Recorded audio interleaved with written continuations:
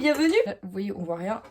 On se retrouve aujourd'hui pour une petite vidéo qui m'a été demandée en live. On avait parlé de films d'horreur et de trucs horribles. Donc aujourd'hui, on va faire un maquillage d'Halloween en parlant d'un sujet un peu horrifique que j'avais envie d'aborder, c'est les clowns. Pourquoi est-ce qu'on a peur des clowns? C'est quoi les origines de ces trucs-là? Les films qui en parlent? Bref. J'aimerais bien boire, mais c'est tellement chaud. On va pas commencer avec un handicap qui est la langue brûlée. Déjà, nous commençons avec plusieurs handicaps. Je ne sais pas trop faire de maquillage, mais ça, je l'avais dit dans la précédente vidéo où je m'étais déguisée en Poison Ivy. On était parti de rien et après, finalement, le résultat était pas trop mal. Donc, je me suis dit qu'on allait refaire ça. Petit 2, je n'ai pas le matériel adéquat parce que je n'avais que un pinceau. Et ben, j'ai perdu. Donc, on a pris des pinceaux de maquillage normal et j'ai ça mais c'est plat et c'est gros. En tout cas j'ai pris ce que je pouvais, je sais pas où on va. Que je vais m'inspirer de Pennywise que vous voyez ici, c'est le clown dans ça. Après on verra bien hein. On va commencer par s'attacher les cheveux et on va vous raconter un petit peu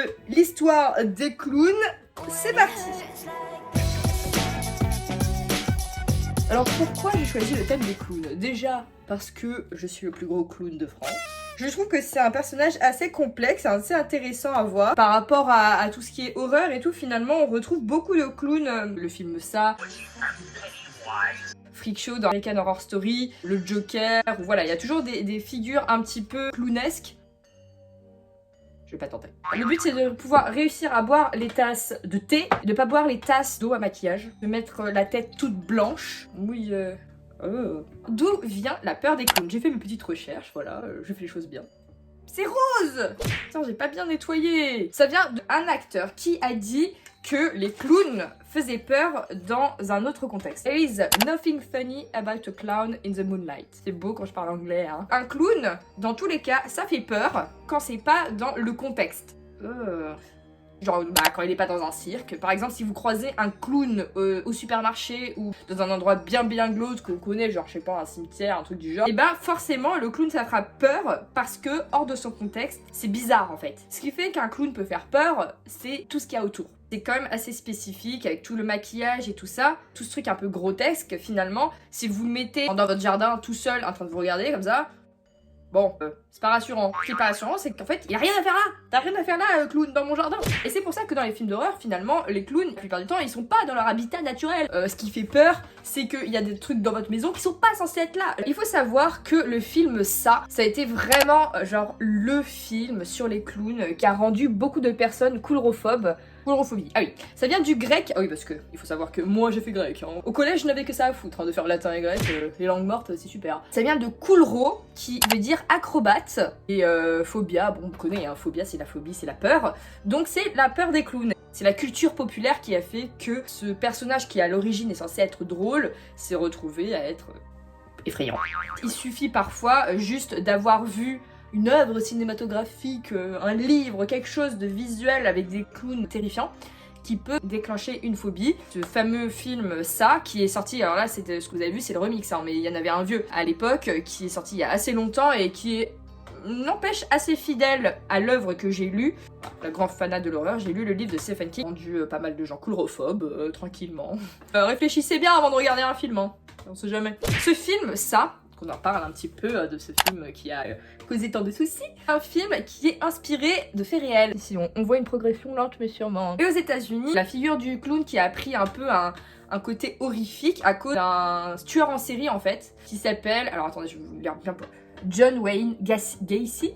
John Wayne Gacy, qui est un tueur en série qui est né, il me semble, dans les années 40, ouais c'est ça, et qui a été surnommé le clown tueur. Alors bien sûr ça c'est un truc, c'est un titre qui accrocheur, hein, donc pour tout ce qui est journaux, télévision, tout ça, c'est un peu le truc qui allait faire vendre quoi. C'est quelque chose que les autres ont appelé le clown tueur. À l'origine, il tuait pas ces personnes déguisées dans un truc de clown, hein. Ça c'est vraiment dans les films, il était juste appelé comme ça parce que dans la période où il faisait ses petits meurtres par-ci par-là, il était aussi clown dans un hôpital pour les enfants malades. Son enfance a été difficile, hein. En fait il se faisait humilier par son père, il était alcoolique et violent et le gars il tapait son fils, sa femme, ses enfants, tout le monde, enfin bref voilà.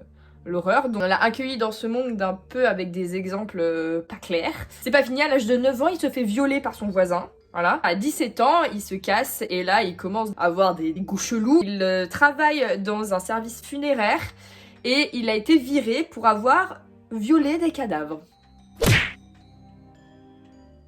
C'est dégoûtant.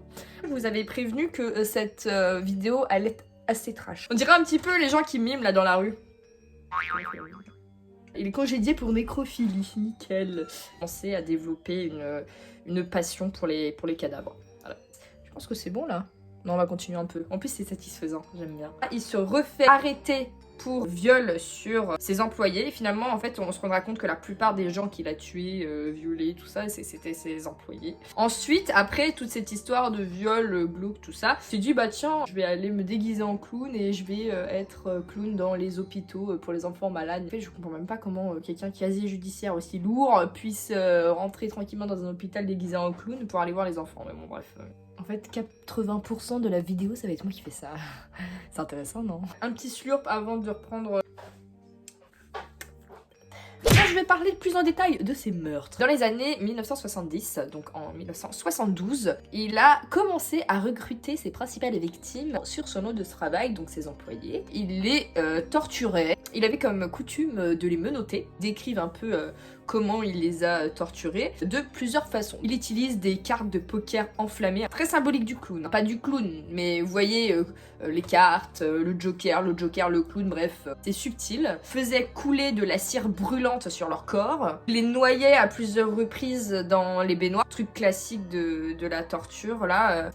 Et en signe de domination, il urinait sur ses victimes. Ensuite, il viole ses victimes avant et après les avoir tuées. Il garde le corps un jour ou deux. Alors pourquoi, me demandez pas. Non, je n'avais pas mon pinceau dans le thé. La police l'a arrêté un moment dans sa voiture. Je pense qu'il le soupçonnait. Il attendait qu'il sorte. Il est sorti. Bon, j'ai ramené le miroir. Ils ont retrouvé 26 cadavres qui ont été enterrés, ligotés et tout, avec un tissu enfoncé dans la bouche. Les 4 dernières victimes ont été repêchées dans un... C'est quoi, c'est un fleuve, c'est ça? Dans une rivière. Et d'ailleurs, les voisins, parce qu'on peut se dire, bah attendez, il y a plein de gens qui meurent, il y a plein de corps enterrés, au bout d'un moment, je sais pas, ça pue. Que faisait le peuple? Que faisaient les voisins? Que faisaient les gens autour? Et bah apparemment, les voisins, ils se sont plaints. Bon truc de voisin, ça. Il commence à se plaindre que ça puait, il a dit non, mais t'inquiète, c'est les égouts, tout ça, tu connais. Et là, je pense que les voisins, ils ont compris pourquoi ça puait finalement. Hein. Ce mythe du clown ne s'arrête pas là. Une fois emprisonné, donc bien au chaud dans sa cellule, il continue à faire le mec bizarre. Il peint des clowns, des trucs un peu enfantins, bizarres, genre... Je crois qu'il y avait Alice au Pays des Merveilles. Blanche-Neige, Bambi, les 7 nains, enfin bref. D'ailleurs, après, elles ont été vendues. Hein. C'est assez glauque, hein, finalement, mais ces choses-là se vendent bien, vous savez, des tueurs en série et tout. Il a été ensuite condamné à mort, et je crois qu'il a eu d'ailleurs la plus grosse peine de mort des tueurs en série. Enfin, la plus grosse peine de mort. Genre, une peine de mort, c'est une peine de mort. Enfin, je crois qu'en gros, là, il avait zéro moyen de s'en sortir, là, c'était mort.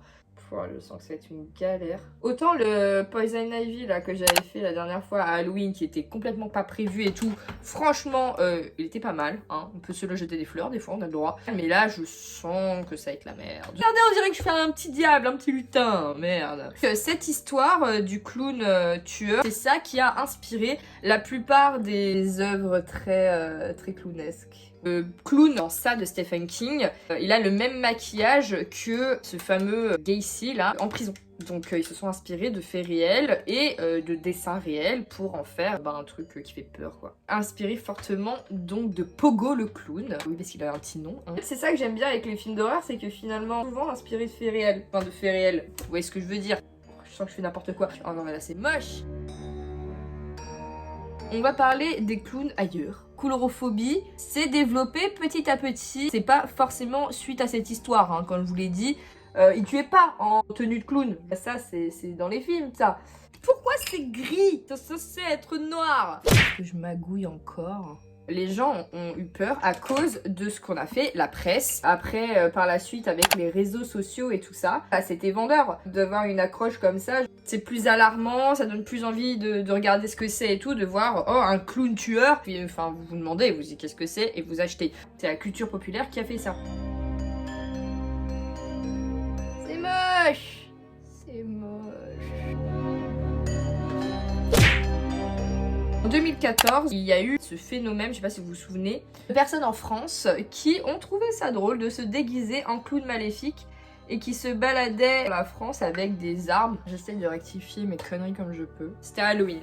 Et donc les gens ils se sont baladés et ils se sont fait interpeller, donc déjà ça a pas aidé. Parce qu'avec l'histoire des clowns qui passent à la télé, tout ça, j'ai plus rien en déguisement de clown. Sinon après c'est des costumes de Joker. Cet effet de clown malveillant pourrait me donner envie de me déguiser en clown, vu que tout le monde en parle. Twitter, c'est les réseaux sociaux. Relayer l'information en mode attention, sortez pas de chez vous, il y a des clowns tueurs. Et qu'ils tuent ou pas, finalement ça a fait l'effet escompté, c'est-à-dire que les gens ont pris peur. 2016, il s'est passé la même chose, mais là, à l'ordre mondial, dans plusieurs pays, il y avait des gens qui se baladaient en clown avec des armes. Ça a créé tellement une panique générale que ça a même fait des accidents. Je sais pas trop, je sais pas si c'est aux États-Unis des gens qui se sont tirés dessus en mode un peu comme la purge, ou si c'est juste des gens qui ont pris peur dans la voiture et ça fait un accident de voiture, je ne sais pas, il y a juste marqué accident. Les costumes de clowns maléfiques ont été même interdits à plusieurs endroits. Dans l'horreur, parce que comme vous le savez, je suis une fan de l'horreur, les clowns, tout ça, bah forcément c'est ça qui a été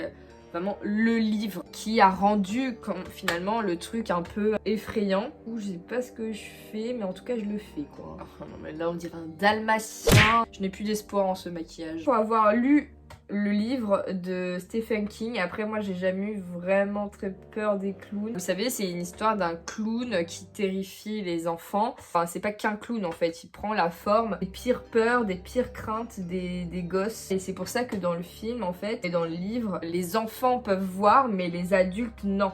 Les peurs qu'il y a, c'est vraiment des peurs qu'on retrouve chez les enfants. Hein. Il y en a qui a subi des attouchements de son père. C'est pas explicite, mais on le voit dans la façon dont c'est tourné, dans la façon dont il la regarde. Sous-entendu, c'est très bien fait pour qu'on puisse imaginer toutes les choses les pires possibles, quoi. On a le cas du clown, hein, normal, la coulrophobie. En fait, c'est tout l'enjeu de l'horreur finalement. C'est de réussir à effrayer le plus grand nombre. On a tous des peurs différentes. C'est ça qui est super beau, entre guillemets, avec l'horreur et que je trouve super intéressant et que Stephen King, il joue un peu avec tout ça.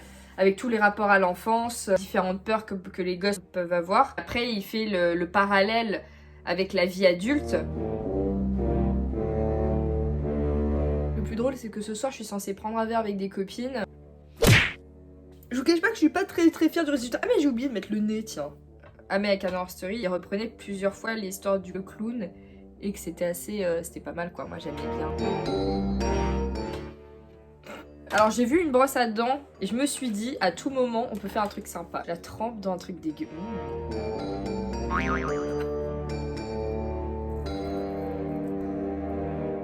Oh! Et bah c'est pas con. Ouais.